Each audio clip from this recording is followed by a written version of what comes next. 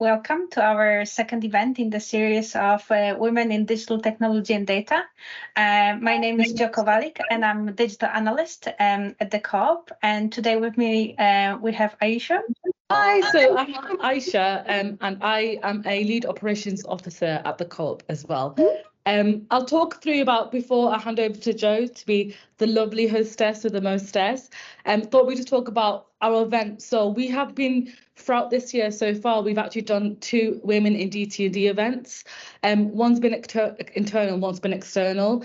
What happened was, earlier this year, myself and Joanna got together with the leaders, and what we realised that we have a lot of fantastic female leaders within DT&D at the Co-op, and we thought it'd be a great way for us to kind of advocate. So we got together and got some ideas together and thought it'd be great just to kind of, organise these sessions where our leaders, our colleagues, and also everybody in the industry, whether you're female or male, just to kind of be quite raw and quite open with the experiences. So like I said, we first did a bit of a tester in our internal conference for DT&D, and it went down amazing. A lot of male colleagues were actually asking us on how they could be advocates for women in the space. And then we had a external event in September, which again was it went out really well. I think the feedback was amazing, and Lucy Tallon, who unfortunately can't be in today with us because she's feeling poorly, and I told about our stories, and we were really authentic and raw. So really looking forward to the session ahead,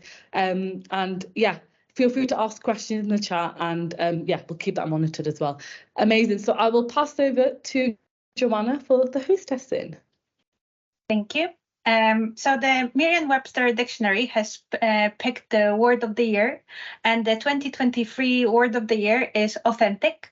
And that's what we're going to talk about today.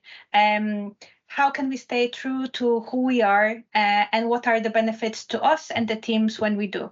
And it brings me great pleasure to introduce today's panel. So we have Danielle, Gemma, Keeley, Sally, and Therese. And Therese, could you start by introducing yourself and just telling us a little bit about your career journey? Yeah, sure. Thanks, Joanna. Hi, everyone. I'm Therese Holden. I'm lead technology service owner for our cloud environment here at the Co-op. My journey really begins in retail rather than in technology. So vast majority of my career was actually through the retail and coming up through store operations and leading stores and that prior to coming to Co-op. I was actually a single mum at 19 and very late into my graduate journey. So I actually didn't go to university. I did a degree alongside bringing up my son, and joined the Co-op post-graduating in my mid-30s. I spent a number of years in various retail operations roles, leading both out in the field and internally in our support centre. So I then made the transition, was poached from retail to help our technical teams understand the impact that technology has out on our end users. So I've actually been in technology for around about 5 years now, and in different roles, from supporting our stores IT teams and our stores, all the way through to our support centre as a business service manager, and now into the heady heights of cloud technology. So deeper and deeper into technical. That's me. Thank you. Keeley? Hi everyone, good to see you all. So I'm Keeley. I'm Client Services Director at Apadmi. We work with Co-op and we are developing the membership app actually. So we work very closely with the Co-op team and have done for some time.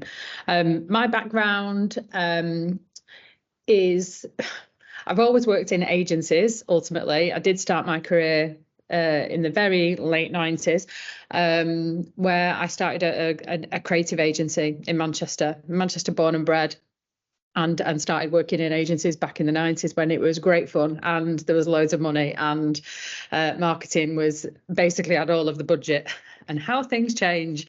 So I carried on working in creative agencies, and I did sort of around about the time when I had my 2 boys, I started working with much more sort of digitally focused clients within the creative agency, so doing a lot of sort of smaller web projects and things like that. And that was probably, it was really when web and marketing really started to merge together. From there, I went on to work at Amaze, which was a digital agency in Manchester, which some of you may remember. It later became Kin & Carter, and also some of the team broke off and created and digital as well. So I worked at Amaze, and that was an amazing sort of intro into a fully serviced sort of digital and sort of huge sort of digital agency, really. So that was my sort of real intro into the big digital world, as it were. After that, I went to work at a smaller boutique agency, and then another creative agency, BJL, which was an independent agency in Manchester. We had a combination of both creative and digital clients as well. And during that time, I led half of the agency's accounts and also the half of the creative and digital clients as well in the business. So I was responsible for half of the revenue of the agency as well. So, and during that time, we were acquired by Dentsu. So I went through a whole mergers and acquisition period of time with them, which was obviously a great education and quite scary at the same time, but good fun all round. I came to the end of my journey there at Dentsu earlier on this year and joined Apadmi in January. So I've been at Apadmi since then and absolutely loving it. It's a great place to be, and really sort of become really obvious to me how many women are probably underrepresented in our industry, and that's certainly sort of something that's become front and centre for me in the last 12 months. I think I've always been really lucky that working in creative agencies is very female dominated, certainly in terms of the client service side of things. And so I've always worked with really strong women in that sense. I think I've only ever worked for female CEOs actually as well. So quite a transition, but actually I've just sort of really staying true to myself, which I'm sure we'll come on to in a bit more detail. But yeah, that's my background. Thank you. Gemma?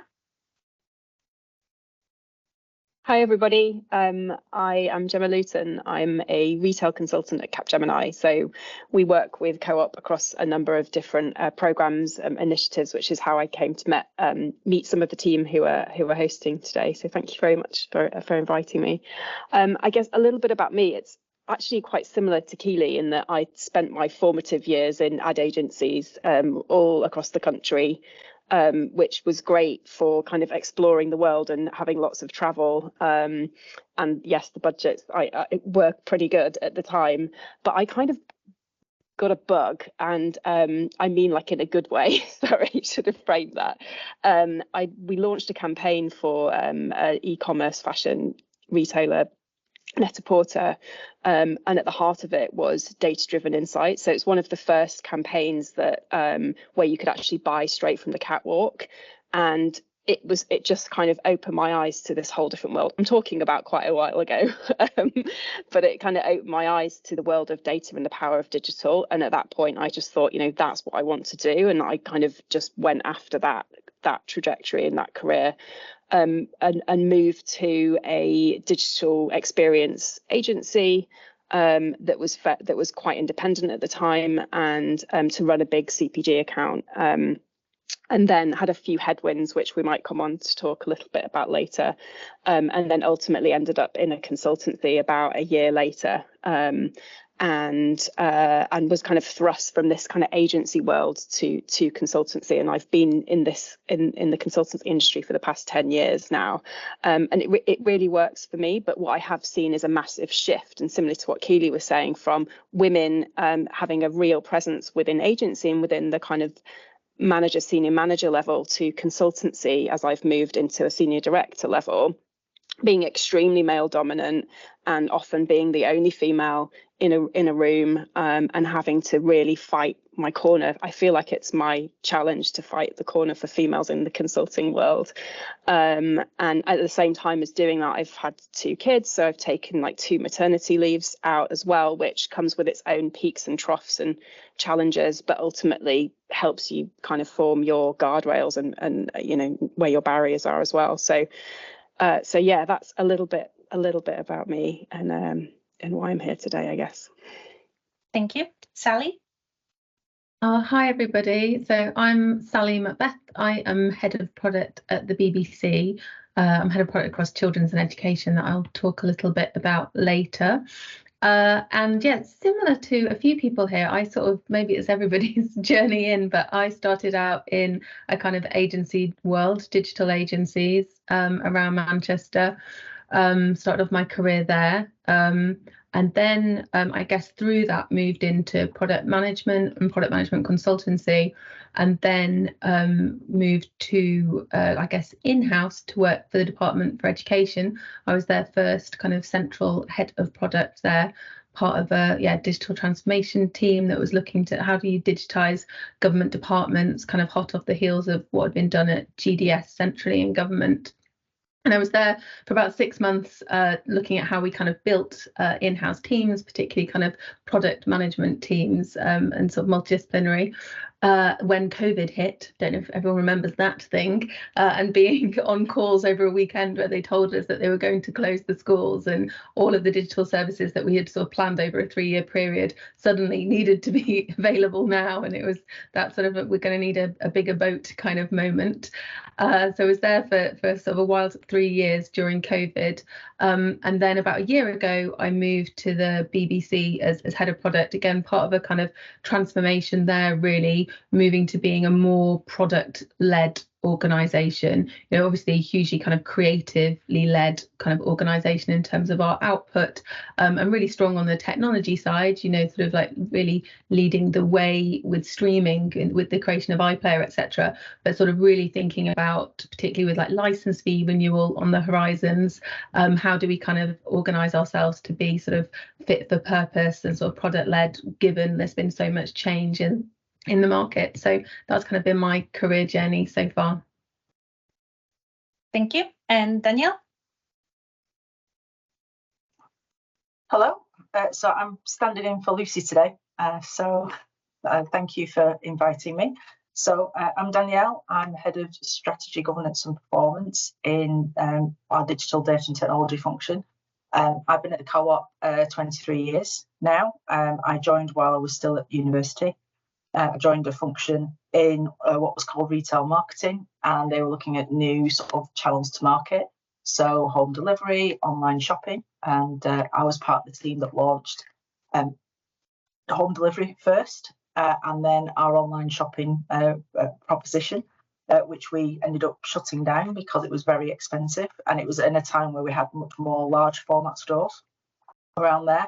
And then before I finished university, I had 2 job offers from the Co-op, one to stay in retail marketing and another to go and join a different department which looked after all the IT for everything that wasn't food or the bank. So I got loads of great experience there, worked a lot with funeral care, really enjoyed it. Often found myself one of only a very few women in each of the functions. I was a business analyst and then moved on to become a business architect, working on our first membership proposition launch back in 2005, I think it was. Yep, 2005. And then since then, I've worked in every iteration the Co-op's ever had of a digital function, either working within marketing or within the IT function in a space that never quite found its home. And then I got the opportunity to run my own function and set up a brand new technology function after the Mike Bracken era of digital ended, which was a real privilege to do. I was the only woman on the IT leadership team at the time as well, which was an interesting experience. And then from then, I'd worked on sort of big projects with the exec on changing the operating model of the Co-op, going back to my business architecture roots, and now I find myself in digital data and technology and heading up this function. So I've often found myself the only girl in the room a lot. I do quite a lot externally, working with other companies and social enterprises on in bringing more women into technology. One particular around working with what was the Liverpool Girl Geeks and helping them on their first steps towards working with schools and our core academies. And that's now, over the last 7 years, become Innovate Her, which is something that I'm very privileged to have been involved in at the beginning. So that's me. Thank you. I love the spectrum of all the roles. I think it's great to see how different the roles are in the digital technology and data sector. And I think the theme of squiggly careers comes very strongly. But today we want to talk about you as leaders. So I want to ask you about a moment that defined you as a leader. And we'll start with you, Keeley. Thank you. I think it's an interesting one, this, and I did go back and forth on this question, actually. And I think the reason why I went back and forth on it is because I am naturally a bit of a self-doubter. I don't know if anyone else experiences this, but I really do doubt myself quite a lot. So when you sort of try and figure out the time that defines you as a leader, that's like, really? Am I a leader? Am I there yet? You know, so I think that's why I struggled with it, first of all. But I think really when I look back, I've line managed and trained and and brought in young talent from being quite young in my career. So I think even in my early 20s, I was hiring account execs and things like that. So I think I've always had that experience of bringing in new and fresh talent. And I think one of the things that continuously defines me as a leader is when I see people that are brought in to the business, whether they be straight out of university or new talent that are just, sort of still in the early stages of their career, really start to fly themselves and really develop. When I look at, my contacts and my network on LinkedIn, and I see how many people I've been their line manager of in the past, and now they're running companies, or they've just sold their company to an amazing, corporate, and they're sort of absolutely flying. And it's those times where I think, actually, I do know what I'm doing, and I am really good at training people and developing people. And I think that's probably it for me. I think it's when I can bring in fresh talent and really develop them, and they go on to be amazing leaders themselves, then I think actually that is, they always say, don't they, hire people better than yourselves. And I think when I see those people go on and develop, I feel really proud of that. And I actually feel like, yeah, that's what a leader is, really. So yeah, I think that's quite simple for me, but that's, I think, probably the best way to respond to that one. That's amazing, and such a nurturing role as well. So it's really great to hear. And yeah, I think imposter syndrome is also a word that comes across quite often. How about you, Gemma? So yeah, I sat with this because obviously you sent the questions a little bit in advance. I sat with this question for a while as well, and just tried to detach the leader point, because I think it's, till you actually internally call yourself a leader, it can take a while. It took a while for me to get there, but I think there's a really formative moment that happened in my career, and it was I joined a digital experience agency, as I was mentioning before. And as I joined, I thought, the culture doesn't quite seem what it was in the interview process here. And there's a few closed door meetings going on. And then I'd been there a week and my manager resigned, who was on the leadership team. And then a week later, I tried to kind of have some conversations with the CEO and got a bit of a closed door. And then about 2 days after that, so bear in mind I'd been here 2.5 weeks, the agency merged. So I went through a major acquisition with a big holding group company, and I had come in to lead a large global CPG, and had a really good relationship with my client, and we had quite a decent pipeline, or it was looking decent, and then loved my team. And the next day went from just coming into an office that was bare bones, and I wasn't really thinking straight, but I just went straight to the company that had acquired us. I demanded a pass. I look back and think I was a bit mad at the time. Demanded a pass and said, I need a space for my team. We're moving over and we're doing it tomorrow. And moved my team of about 12, 15 at the time the next day. And then we created this like bank of desks and called it Lady Island, because we were all female. Just so happened that we were all female, and just established ourselves in this new conglomerate company. And then I feel like I just put a wrapper around my people, my team, and then thought, you know, actually people are what motivate me. So I would put my neck on the line for my people. And I think at that point I stepped back and thought, yeah, actually that was quite a brave move. And at the time I didn't sort of stop and think about the ramifications of it. It was like an internal drive happening. So we went on to be really successful as a team and doubled our revenue in a year. And established ourselves, and then eventually became part of the company that acquired us about a year later when all the kind of commercials went through. But yeah, I think that was probably the moment that I realised that I kind of knew who I was and what motivated me. That's such a great story, and yeah, I think it requires a lot of courage, and I think then it's builds a lot of trust within your team if they feel like, if they see their leader being so courageous and fighting for them. So that's an amazing story. Sally? Hi. So yeah, I guess for me, I think one of the moments, or the two moments that have defined my career, is actually becoming a parent. So I have two kind of young children, 6 and 2. And I think, sort of reflecting on this a little bit, I think actually having children and returning after maternity leave have definitely sort of been, I guess, moments where my career has taken sort of a new path and sort of moved on.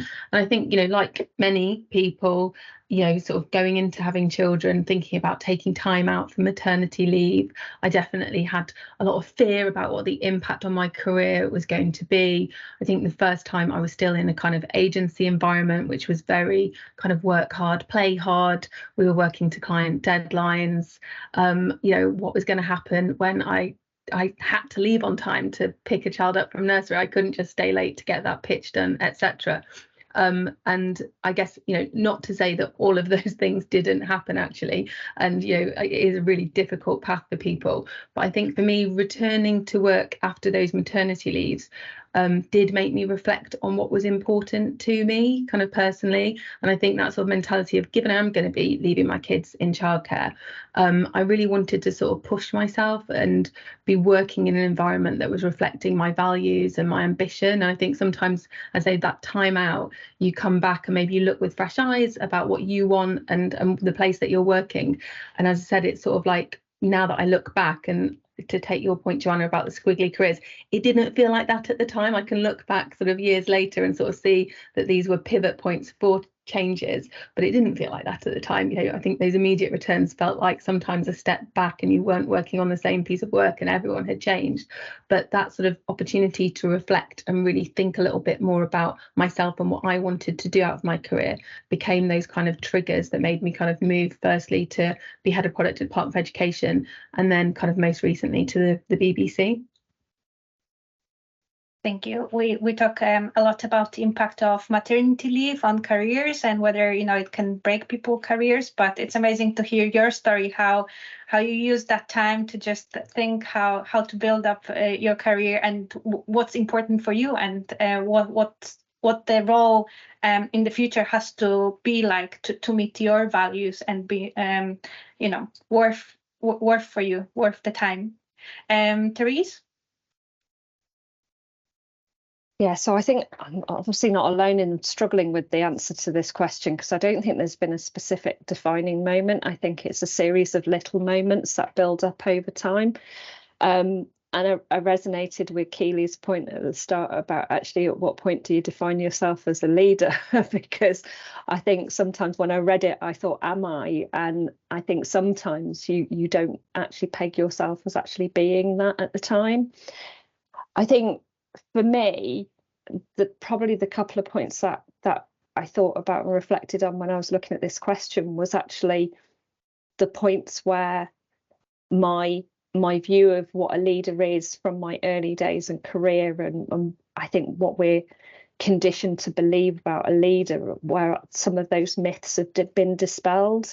Like, I think certainly early on in my career, I believed that a leader will be the person who knows absolutely everything. So you have to get absolutely everything right. And I think part of the defining thing for me as a leader is actually I don't need to have all the answers as a leader, what my job is to get the best answers and the best outcomes from my team. And it's actually, how do I do that in a way that gives my team a voice? Because they're the real experts, because they're the ones who are hands-on to things day by day. They're the ones that are facing into problems and challenges that they come across. And they're the ones that know. And in order to support my team, and, you know, very much like most of the people in this group, you know, I've got a real passion for making sure that my people get the best experience out of their time at work, because it's about them getting fulfillment out of the role, them progressing. And I love seeing that in my team. So as a leader, if I can empower them to bring their ideas, bring their best selves, but in order to do that, I need to display my best self and be open and authentic in order to allow them permission, because I think people can't really show up and act in that way if they've got a leader who's not displaying those things themselves. So the other piece for me is actually being aware of my impact that I have on the people around me and on my teams. I think those were probably the 2 points where I realised that actually leadership isn't just about knowing everything and being in charge like we're led to believe. I love that. I think that's such a great definition of being a leader, and such an empowering definition as well. Thank you. Danielle? It's interesting listening to other people's perspective on this. I would say I probably had 2 defining moments around leadership. So the first was when I had my daughter about 9 years ago, and I remember thinking about the world she's going to grow up in, and if she went into the same field as I had, would she have to face the same problems I'd encountered? And I just thought to myself, no, absolutely not. That's not happening. At least if I don't believe in myself, I can believe in her, and I can do something to change the environment. And then the second shove, in very, very quick succession, was talking to a friend of mine, Barry O'Reilly, who we were out after doing some work with a few people from ThoughtWorks. He was at ThoughtWorks at the time, and we were just chatting about stuff and just talking about my daughter and the past and not wanting things to be the same. And he said, you should talk about this. You should do something. I was like, really? Well, then why would anyone listen to what I've got to say? He said, yeah, people would want to listen to what you've got to say. You should do it.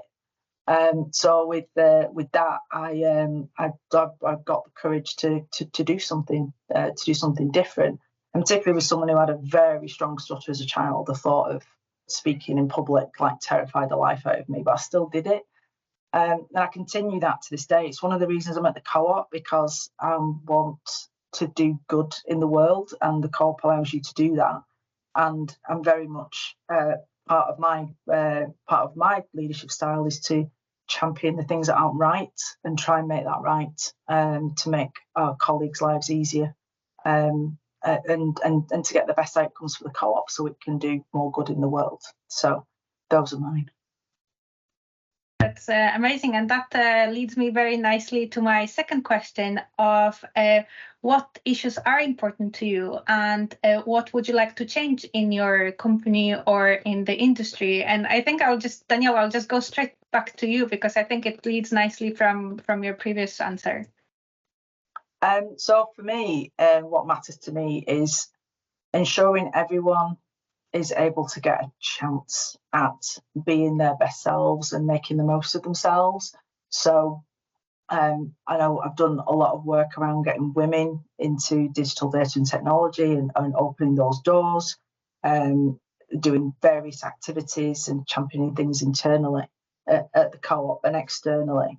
But that's kind of expanded now to more social mobility. So for those where we've offered work experience to people and have not been able to take us up on it because they can't afford to get the bus to come and work with us, or they can't afford to feed themselves at lunchtime, so they end up not taking those opportunities.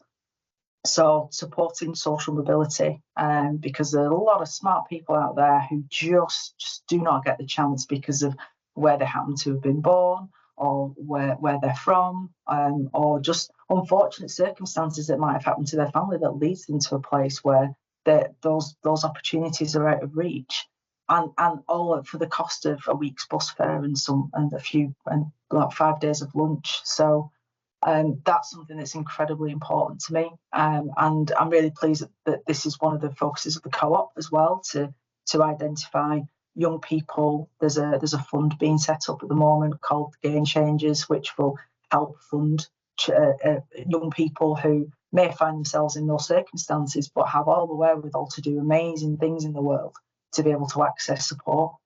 So that's me. Thank you. Therese? And yeah, so possibly unsurprisingly, since we both work at Co-op, quite similar to Danielle. Equity is a huge thing for me. I think, I had feedback once from a line manager who said, "Oh, everything's got to be about fairness with you." And I'm sort of like, yes, and what's wrong with that? Because I do think it is so important. I mean, I was a single mum struggling on my own, didn't go to uni. I was a mum at 19. Having those chances and having people around you to support was something that I really lacked, and struggling to do that on my own was hard, but I've got where I am. And I had so many people write me off at 19 saying that I'd never get where I am today, and I'm really pleased that I've proved them all wrong. So there are hundreds and thousands of people out there who are exactly the same, but one of my personal challenges has always been confidence, self-belief.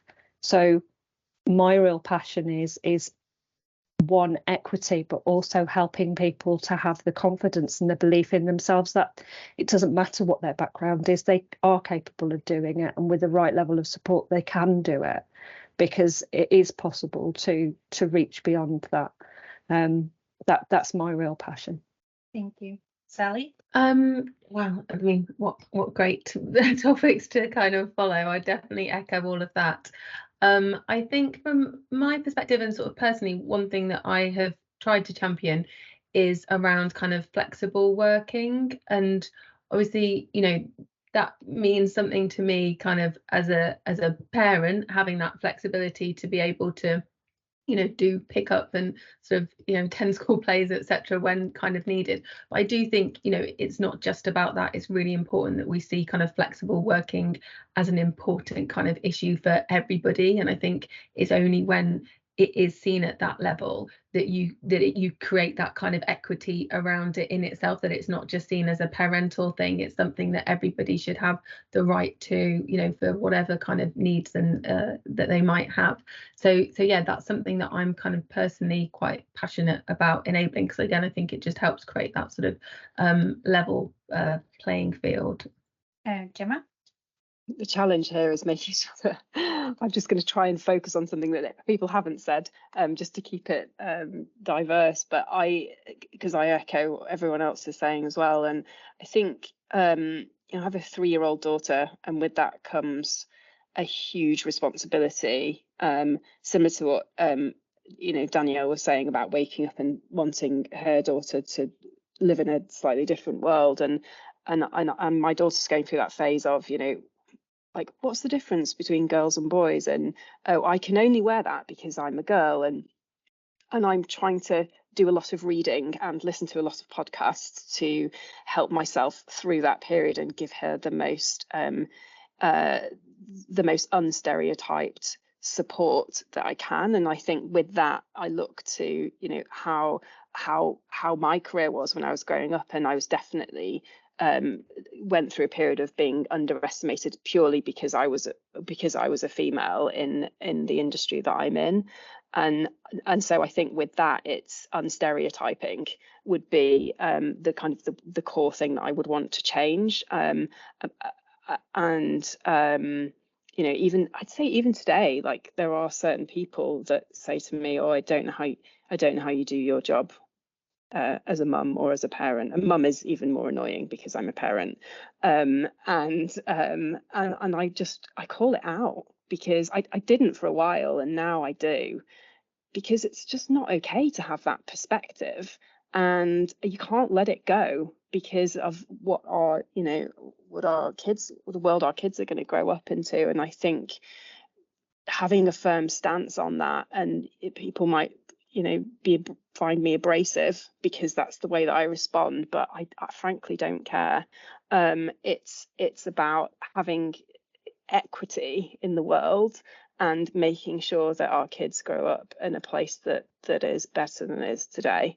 And when I was in my advertising days, I worked on some pretty big brands and would be in kind of creative presentations with talent models, global models, and the aesthetic requirement on those girls was just not normal. And I saw that firsthand. I saw the damage that did to women, and the portrayal of those people in the media as well. And this is going back a few years now, but I definitely don't want my kids and their generation to grow up with any of that. If we can help it, there'll be a lot of other challenges in the world of social as well, but to grow up with any of those horrendous stereotypes that try and project a normal on society that frankly doesn't exist.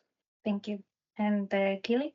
Yeah, I mean, I would echo everything that you've all said, actually. I agree with all of that. And when I was making notes on this, I did talk about young talent and sort of bringing in new talent from all different backgrounds. So, making sure that everybody, like you were saying earlier, Danielle, have got an equal bite of the cherry. Everyone's getting the opportunity, no matter what their background is. And I think not only is that really important for everybody to have that opportunity and to have that really widespread opportunity in the industry, but also I sort of do look at it quite often through clients' eyes a little bit, because I've always worked on the supplier side of things. And, when you think about working in an agency or working in a consultancy like ours, you are effectively producing products for lots of different brands, but actually ultimately lots of different customers, all different walks of life. So what that means is if you don't bring that diversity into the agency, into the consultancy, how on earth can you create such diverse and widespread products for your clients? We've got to be reflective of our clients' businesses and their customers. So it's really important for both sides, really. It's really important that we do that, to bring in really interesting people from all sorts of backgrounds, but also so that we can provide a really good service. So I think it's interesting that my view is exactly the same, and sometimes slightly for different reasons. I'd also follow what Sally was saying earlier about flexibility. I had two babies quite early in my career. My eldest is 17 and my youngest is nearly 15. They're both boys. So I guess I haven't got that female. I am basically outnumbered at home, very much so. It's all about football and music and bands and noisy stuff. But I think what I sort of try and demonstrate to them is that this is normal. My mum worked part-time. She didn't have a big career. My dad had the career. And what I'm trying to demonstrate to my boys is that it's normal, and mum is busy and she's stretched and she has a very sort of busy career that actually is been great for us as a family. So I think I'm very conscious of demonstrating a really good impression for those two as well. I want them to see that women absolutely should be in leadership, even though I'm literally flying out the door sometimes at 6 a.m. and not having to say goodbye to them when they're in bed and things like that. But that's about flexibility, and it's making sure that businesses support that.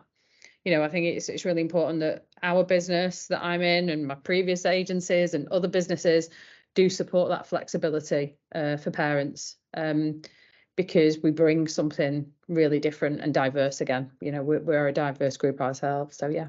Thank you everyone for such a thoughtful answers. And I just wanted to pass to Aisha for a second, just to give a chance our audience to ask any questions.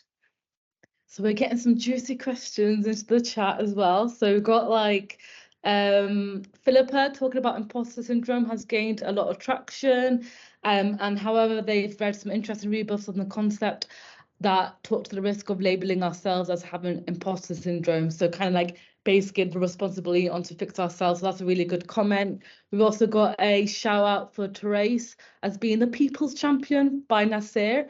And we've got so the first question that we've got, and hopefully I'm saying this right, Maya or Maja, apologies if I've butchered your name, but this is a really good question, I thought. So did the panelists ever have to deal with possibly being the glue at that work when they were not senior?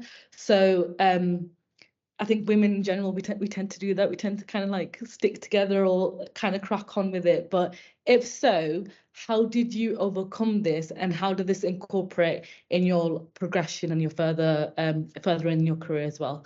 So do we have any takers to answer this first? Shall I nominate someone? Have a go? Yeah. If you like. Yeah, I found myself in that position a few times, and actually the worst time is when you're in a situation where the knowledgeable capacity is really limited, so the work tends to fall on the few that know things, particularly when you need to move fast, so there's no time to train other people up.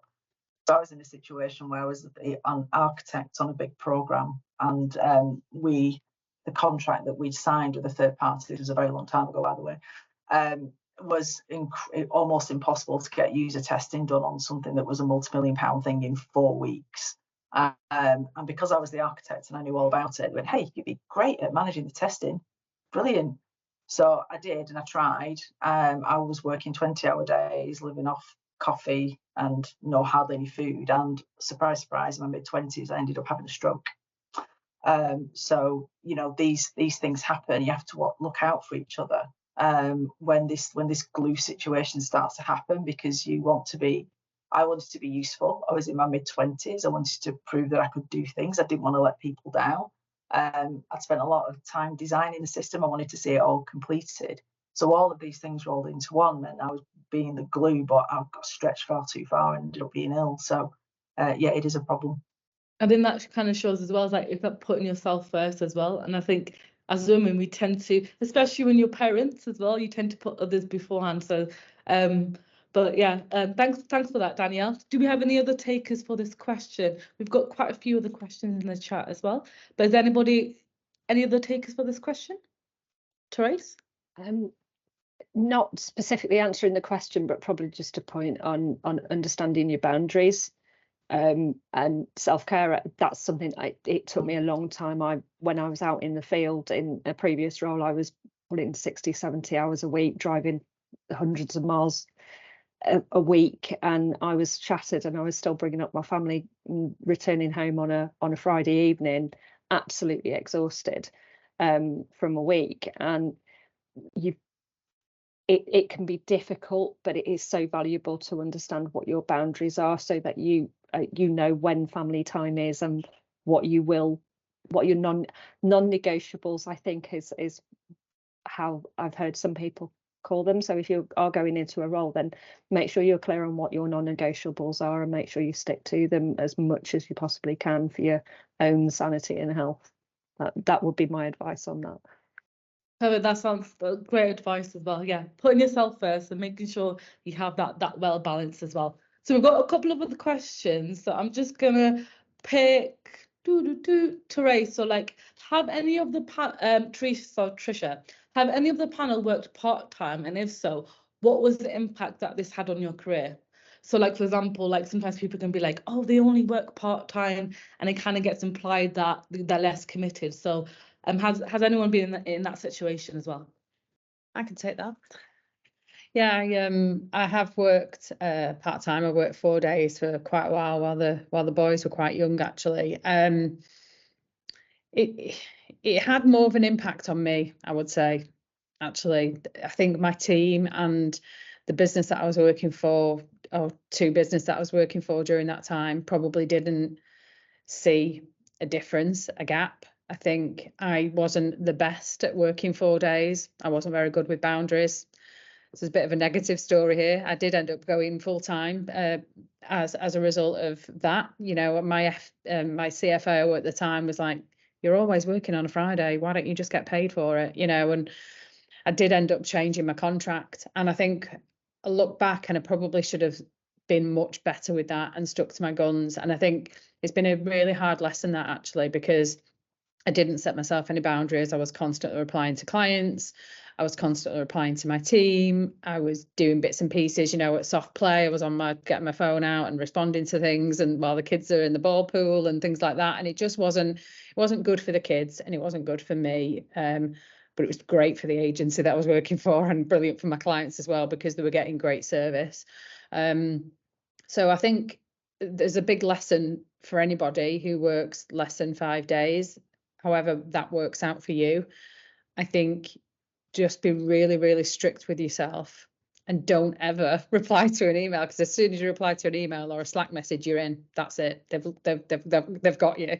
You have to be really, really strict with yourself, to the point where yesterday I had a day of annual leave, and I knew there was so much going on back at the ranch, and I really had to stop. I had to really stop myself. And I think you've got to do that. You've literally got to turn off your notifications. If you're having a day off and you're not working, then don't do it, and be strict with yourself, and don't ever set out to your team or your clients or your colleagues that you are available during that time, because you will only come to resent that, actually.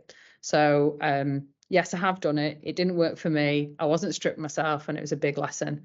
So yeah, just take some advice from my poor learnings there. Amazing, and thanks for that. And I know we've only got, right, conscious of time, we've got 10 minutes, but we've got a really juicy question from Abby, which I think I would love all the panelists to answer. Is so I've read several times, women apply for jobs they know they can do, men apply for jobs they think they can do. Has this been true to any of you? Ideally, if everyone could answer this would be fab.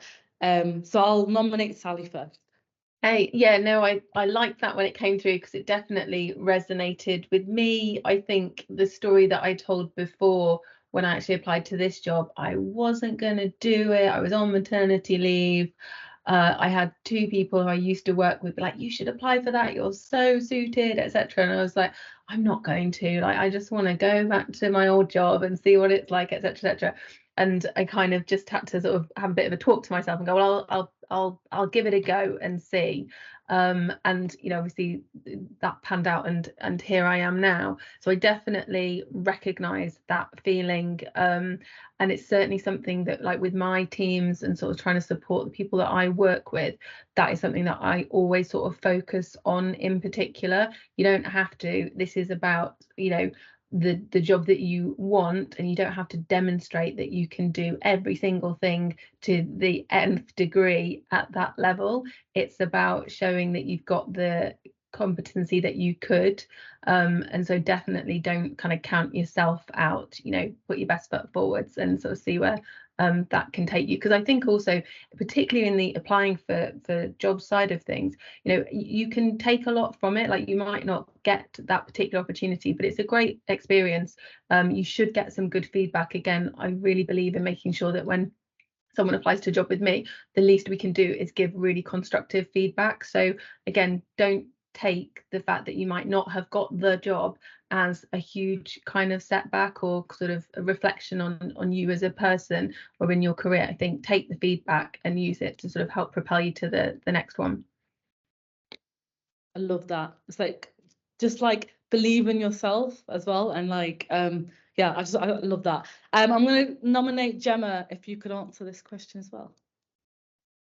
I possibly answer it in a slightly different. I completely agree, and I smiled when I saw it, because I was like, I've definitely done that. And I don't know who's looked at that LinkedIn feature where you can see the capabilities that they request as part of the job, and looked at yours and thought, can I do that? No, I think actually LinkedIn algorithm says you are whatever 20% fit for this role, and you think, oh, I'm being questioned now by an algorithm. Like, is that true? You actually start believing it rather than thinking of yourself? But I think the advice I would give here is, it's actually about about what you want to do, not the capabilities that a job have or that someone's offering you. And I think an interview should be you interviewing them, it should be completely 50-50. And I definitely spent a good chunk of my career thinking I've got to convince them that I'm right for the role, without stopping and thinking, is this actually what I want to do? And oh yes, I think I can do that, or I've got a gap here. But actually it's what you can make it. And if you truly understand who you are and what your values are and what drives you, you'll find the right job. You have to have the opportunities, which we've talked about in terms of equity. But I think and going back to the title of this session, if you fundamentally understand who you are and what you don't want to do as well, then that will set you on the right course. And so a bit of I've done a lot of work on my values, and that's really helped to shape kind of what I want to do and what I go after and what I prioritize. So I've answered it in a slightly different way, but hopefully that was helpful. Yeah, I actually love that. I feel like it's and it also benefits both parties. So not only will it benefit the business because you're bringing your best self, but also benefit yourself because you're doing something that you love. So love that answer, Gemma. Danielle, have you got any other more to add to that question? There's a lot to be said for how job descriptions are written as well. There's some good comments in there about putting at the end that we don't expect you to know everything and don't let the list stop you from applying. We're quite purposeful about how we word our job adverts to try and appeal to the broadest spectrum, and to encourage those who may be feeling less sure of foot to put their hat in the ring, because who knows what will happen at interview. But the other thing to bear in mind is if you're looking at a job description and you can do everything that's on the list, it's not going to be a very exciting job. It's going to be a bit boring. There's got to be room for growth. And I think if you see the things on the list of the things that you may not have experienced or may not know how to do, as an opportunity to learn something new and grow. I love that. Great answer. We've got about 2 minutes left. So Keeley, Therese, have you got anything to add before I hand it back to Joanna for some closing remarks? Have you got anything to add, Keeley or Therese? I don't think so. I think the other thing I was just going to add is about imposter syndrome. Somebody who used to work for me a long time ago is now very successful in Australia, and she put something on one of her stories the other day in that imposter syndrome. She's reframed it a little bit to help her, which is it's sort of, rather than it fixing her, which I think is one in the comments, but actually is one of the things that really drove her in the first year of a new job that she had. So that almost, I've got to use that as a fuel almost to really drive me to do better. And I thought that was quite interesting, and seeing that advice was actually a good time for me to see that as well. So yeah, that was the only other thing I was going to add. Thank you. And speaking of advice, just to close up, I just want to ask you, what was the greatest piece of advice you've ever received? Keeley? Oh yeah, loads of advice by great female leaders actually in the past, but I think there's one bit of advice that really helped me at quite a difficult point in my career, was around the fact that again, coming from a supplier agency consultancy background, that I was told that we are specialists in what we do.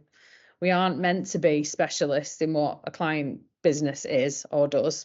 They buy our services because we're specialists in what we produce. And I think just reframing that for the purpose of today, I think that sort of means that you really have to never ever undervalue what you bring. You've always got to really back yourself. And that was a great piece of advice for me, where I was like, I don't understand this client business. They're like agricultural chemicals. How on earth am I supposed to understand that? I've never even been on a farm, I don't think. I'm certainly not a one that grows crops. So I think having that sort of advice in the back of my mind was like, I felt really confident then, because I felt really confident in what I was providing to the client. So always back yourself, I think, is the best advice. Thank you. Therese? Yeah, so I think the one for me that I always remember, especially, and actually it does tie hand in hand with the whole imposter, I'm not going to call it imposter syndrome, I call it imposter mindset. piece is, and this was a piece of advice that I had from a fantastic female coach that I had, and it was, don't compare your page 10 to somebody else's page 100.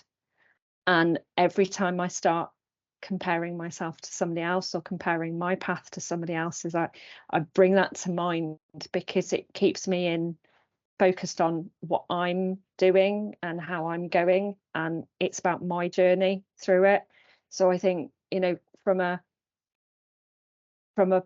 piece of advice that helps to quell that imposter and go, actually, that it's not important what everybody else is doing, this is about me and my journey and how I'm performing and where my path's taking me and stay in my lane. It really helps to just refocus that on, you know, somebody else might have 25 years experience, and, you know, if I've got 5 years experience, I can't possibly expect myself to have the same level of knowledge. So yeah, that's probably the one that sticks out for me. Thank you. Danielle?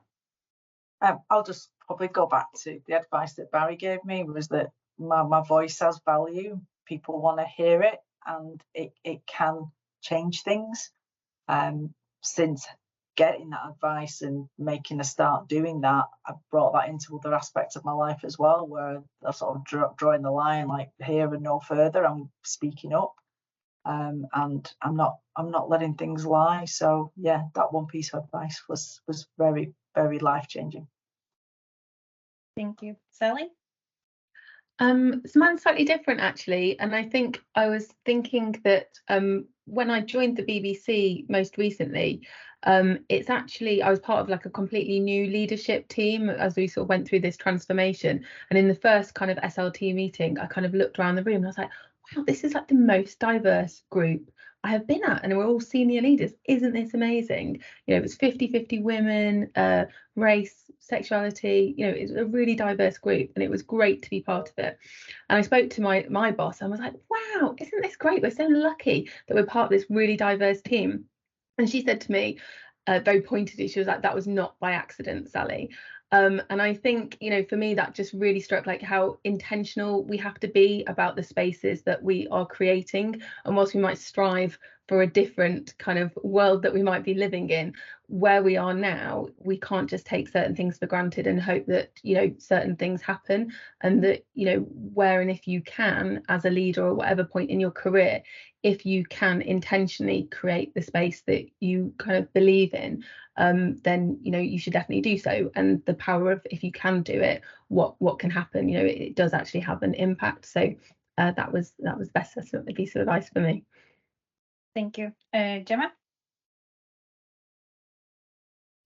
I think for me, so I'm working with a coach at the moment, and I've kind of had a few moments during my career where I've worked with a coach, and in particular where I'm going through that squiggly point in my career, which we've talked about a bit. And one of the things that she said to me most recently was, you know, you actually know the answer. And I thought, well, no, that's why I've employed you. Like, I don't know the answer. You need to tell me what to do. And she was like, no, you know, and I was talking about like next step in my career. She was like, no, here's some frameworks, go away and work it through, but you can answer this yourself. And I thought, okay, and I could, but at the time I thought she was mad. And I think the thing with that is, you know, you have to have someone, a professional, who's telling you and can give you those kind of frameworks and models that can help you do it. But yeah, and I think this, just quickly because we're at time, but the second one, I'd just say surrounding yourself with people with different perspectives, who think really differently from you, because that's one of the only ways you can grow. Amazing. That's such a great piece of advice from everyone. So thank you for coming. Thank you to our speakers for their thoughts and their stories. Our next event will be hopefully in person in Q1. Hope you enjoyed today. Let us know your feedback, and thank you very much for joining us, and see you next time.